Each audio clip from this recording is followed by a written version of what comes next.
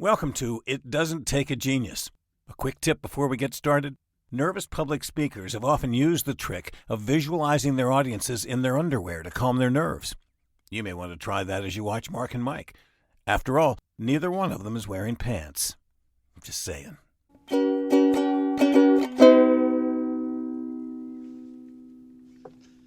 That looked official. Yep. Yep. Feeling pretty official. Mark Ramsey. Hey, Mike Marshall. Can I know that I'm going to be made fun of, but can I show you something? Oh, please do. It's show and tell. This is school started. This is only appropriate. Well, and I'll set the tone so that this doesn't sound too weird. I'll set the tone this way. I have basically won two things in my entire life. The first was when I was in elementary school during the summer. Our local Hex department store threw paper plates off the roof, and all of us villagers down at the bottom, the peasants, were grabbing these, paper plates, and they each had a discount on them, and I caught the grand prize, 50% off entire purchase. And What? yeah, it was amazing. I actually fought a grown man over it. He didn't realize what he had. I didn't either, but there it was. And anyway, that's the day my dad bought a circular saw. It was a very special moment for our, clan. Yeah, that is the cornerstone of a Hallmark movie, if I've ever seen it.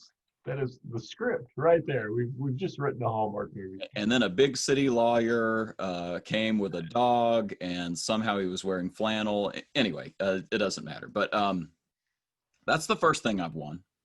I'd like to introduce you to my baby. The second thing I've won. And I'll let you describe for those who are just listening. What do you think you're looking at there, Mike?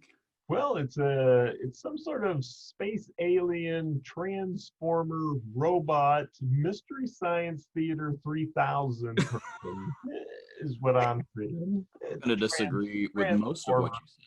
Yeah. Oh, and as it gets closer, I'm a little scared. He seems to be heavily armed, heavily armored.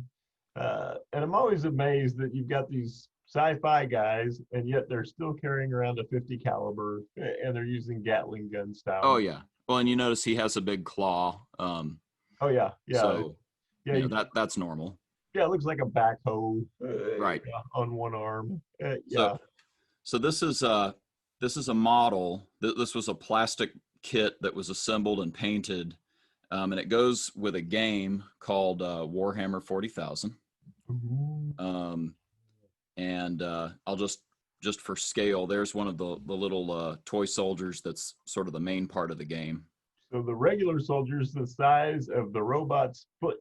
Yeah, it's like, half my thumb, right? Yeah. Like and so these were painted by professionals, and just you probably won't be able to tell, but there's one that I actually painted because this is a little hobby I always wanted to be involved in since my childhood. I'm trying to get it to focus, and of course it won't, but if you could get it to focus, you'd possibly be able to see that the professionals for this little half of my thumb sized figure, there's literally like sclera and pupils painted into their eyes. It's sick how good they are. So yeah. Well, even out of focus, you can tell your guy's a little more cartoonish. Oh, totally. This is something I do just for fun because I always wanted to do it, and I'm trying to learn how to paint. I ended up winning. I think this is possibly the first time that the actual company who made the game has ever painted something that was officially given away. So wow. I think I have the one and only. It was painted by a lady named Natalie Slynn. Works for the studio of this company called Games Workshop. And basically, I've talked around to some folks, sort of professional painters, commission painters, what they would charge. My guess is that I've got about $1,000 in this model. So it's like this is like a real prize. And it's obviously a work of art. She does it with an airbrush. Oh. It's just disgusting. So it's just absolutely beautiful. Yeah. I mean, the level of detail. So it's all for a game that's played, think like Risk on steroids. It's like a tabletop war game. You march these little toy soldiers around. My wife calls them precious moments for men. That's not inaccurate. They're not dolls. They're action figures. Right. Exactly. Yeah, that was when I showed my daughter G.I. Joes. Oh yeah, yeah. I had these when I was a kid. You had dolls? No, no, Whoa, whoa, whoa, whoa, whoa, whoa. action figures. Yeah, heavily armed action Right, right. with And G. and this is like, this is super geeky. I totally get it. Um, but yeah, I'm just really proud of it. Just wanted to share it with the world that I possibly have the one and only prize that's been given away by the studio. Yeah, So other people, when they come in the house, they go, I'd like to show you our Picasso, our Renoir. right. Right. People come into your house and like, let me show you my Natalie. Right, Nice, nice. right. So does this have anything to do with business? Ah, yes. So you want to talk about business? Okay, well we can do that. Um, the company that makes this game, the game is called Warhammer 40,000. They make a few other games. They make some board games. Well, Games Workshop, the company behind all this, is fabulously well thought of on the stock market. I think over the last 5 years, the last time I checked, the last 5 years, their stock has gone up 600% on the British exchange. They have opened more than 500 retail locations around the globe. They have licensed their, universe, sort of think Star Wars and Marvel, how they've licensed their universe. This universe has been licensed for, I don't even want to know how many video games and computer games have come out of this. Card games, board games. Of course, they sell paint, they sell brushes, and now folks that are listening to this will maybe be a little ahead of the curve if they weren't already. But there are some TV shows in the works right now that are being produced with some pretty high end, well thought of guys who are behind the production and direction and so on. New York Times best-selling books. I mean, I could go on and on and on about all the areas that they have expanded. They're about, gosh, I should have looked this up before we started, but probably about a 40-year-old company. They started by having one of the first feathers in their cap was that they distributed Dungeons and Dragons in Great Britain. And then they started coming up with their own stuff. And, decades later, just a rabid fan base. Motley Fool recently said, that they think the stock still has growth opportunity. It's still a real winner, and even though it's gone up 600%, there's still more to go. Why? Because the fan base, the customer base, is so loyal, and it is only growing. They're expanding to lots of new markets, lots of new types of people, such as people who wanted to play the game when they were kids but didn't have the money, and now we're like, yeah, sure, my wife will let me buy this. So super successful company. And it's because of a really engaged employee base that creates a really engaged customer base. We've been there before, haven't we?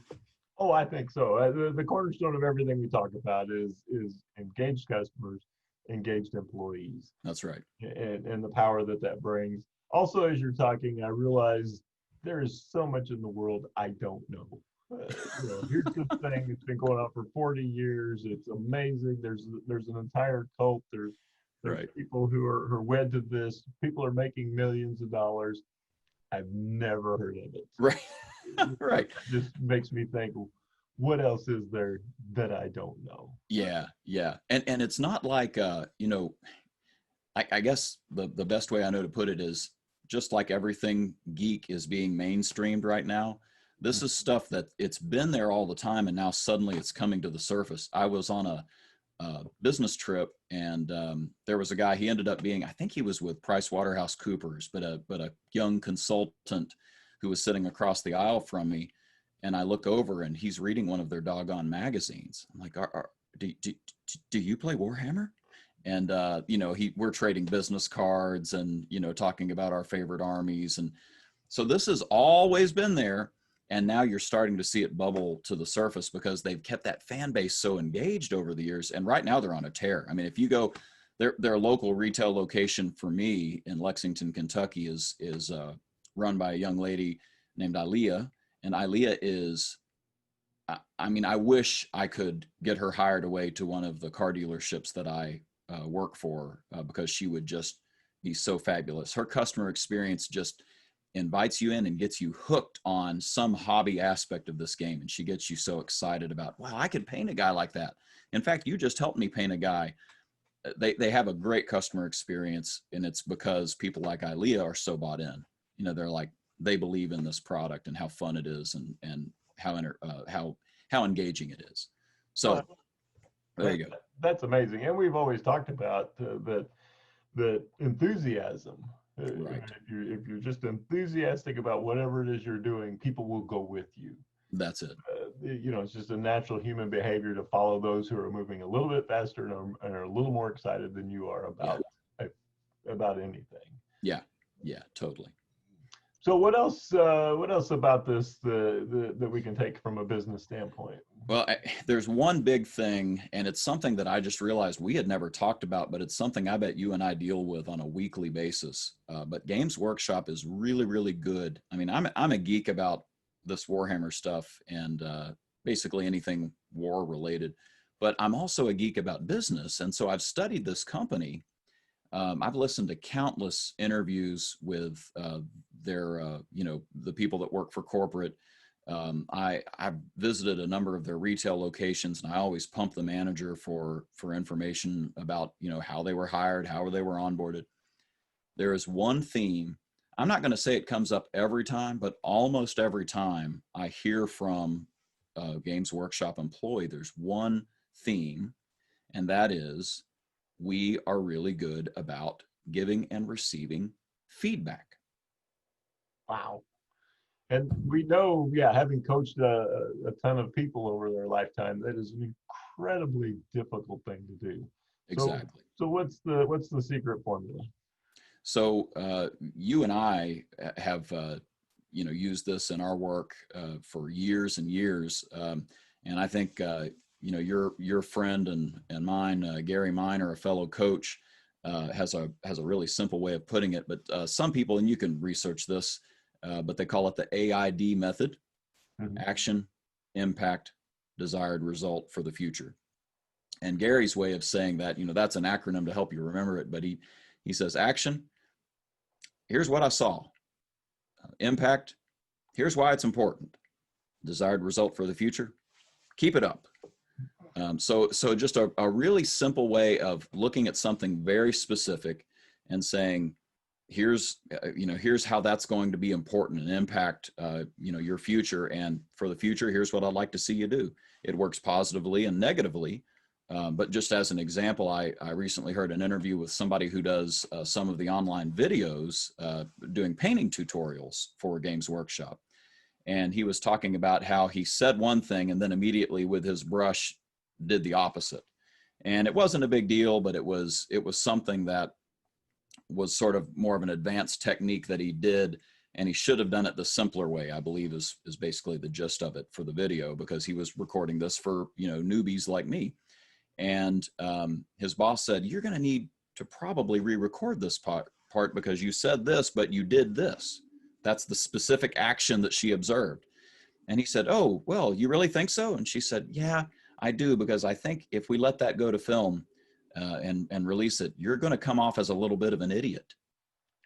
So, all right, desired result for the future was please re-record it, right?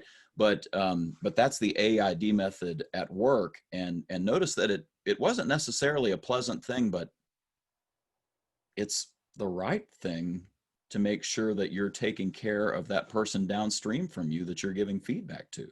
Mm-hmm. That there's a proverb, an ancient Jewish proverb, faithful are the wounds of a friend. We've talked about that before. And that's sort of what she was doing is, oh, I know you're not going to want me to point out this error, but I need to point out this error so you look absolutely the best on camera. That's what I love about AID is it's just so, it took 60 seconds to have that conversation, and he's better at the end of the conversation. Oh yeah, well, and there's another saying that we're fond of, that clarity is kindness. Yes.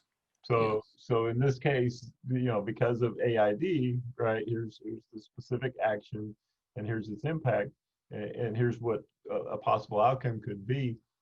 That's kindness, because it may, like you said, it may sting in the short run, but it wouldn't be as bad as releasing this or this person continuing to do this and ultimately impacting their credibility and their trustworthiness within the Totally. audience that they're trying to reach.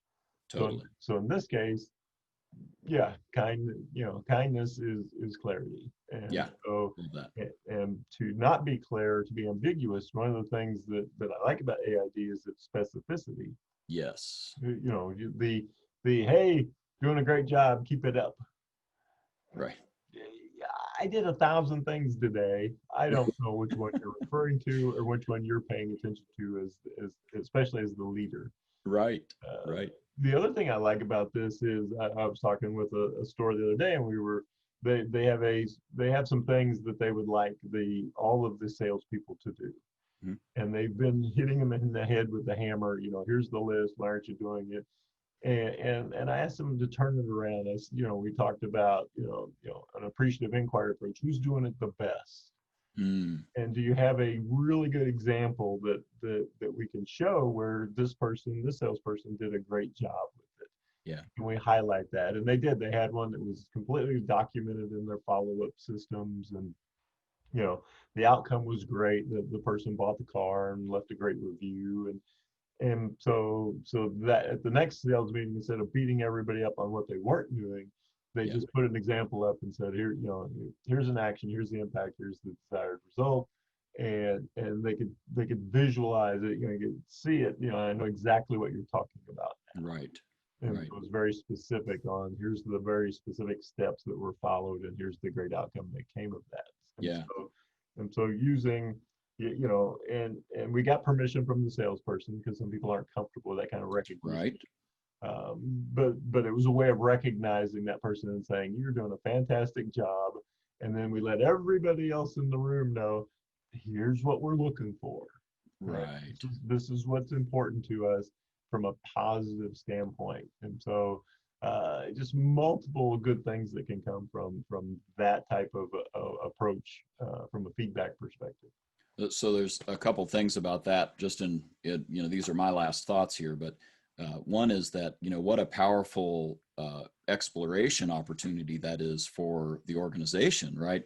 This guy that they're interviewing, they can be pulling out of him, what exactly did you do that allowed you to do that action we observed? And so it becomes a two-way conversation, which can be really healthy because, hey, maybe they needed to do that with those other guys and find out that there's something that the store needed to do to help these guys deliver. I had a store one time where the only feedback they gave a recent hire was that some of the managers think you're lazy. And that was literally basically all they gave him. And, like, what did that mean? Walk faster, or, what do you want? And I was too late to save the guy, but I basically said, what was the action you observed that led you to that conclusion? What was the A that led to your feedback? And the answer was, he wasn't sitting at his desk at 9 a.m. and he was out on the lot on his personal cell phone. This was a car dealership. Well, guess what? He was the internet manager. Probably a pretty good bet that he could have been talking to the inventory manager about what cars, came in the night before, or talking to a customer over the phone saying, oh yeah, I'm looking at that used Taurus right now. It's beautiful. So, but they never got the chance because nobody actually ever had a two-way street with him. It was just sort of, bleh, vomit on the guy. Mm-hmm. But another example of how that comes to the fore of having a two-way conversation is Games Workshop's online strategy. Their social media strategy right now is basically to collect as much feedback as they can from the fans. Right. And it's been something that has been remarked about in all the blogs and podcasts ad nauseum, that the company has just been really good at listening, and people feel heard and they're excited more than they are normally about the next product coming out, to where, for instance, they just released the 9th edition of Warhammer 40,000. It literally sold out every time zone as it was released on the web. I'm talking within minutes. The website crashes basically because of the load of customers coming on. They were so pumped about it. So I just would gather that anybody out there who wants to have a more successful organization, one of the things you can do is get your people turned on by good feedback, and to make your organization a feedback friendly environment for all parties involved. No, I think it's a wonderful point. So we talked about feedback. We also talked about some investment advice I got years ago. And that was simply, if you're really excited about it, there's probably a whole lot of other people really excited about it. And so, Darn right. So yeah, if you see lines forming, and this is something that you get up early to go to the release of the new Right. product, there's a real good chance there's a whole world of people who are doing the same thing, and that needs to be a company that you look at. So, feedback advice and investment advice. I love it. It's a pretty good day. Yeah. All right, let's see what our announcer has to say. Fearfully. And there you have it, another session of contemporaneous extemporizing from Mark and Mike. I know it's redundant, but consider who we're talking about. As always, feel free to share the ideas you heard here. No rights are reserved, no permissions needed. Thanks. See you next time on It Doesn't Take a Genius.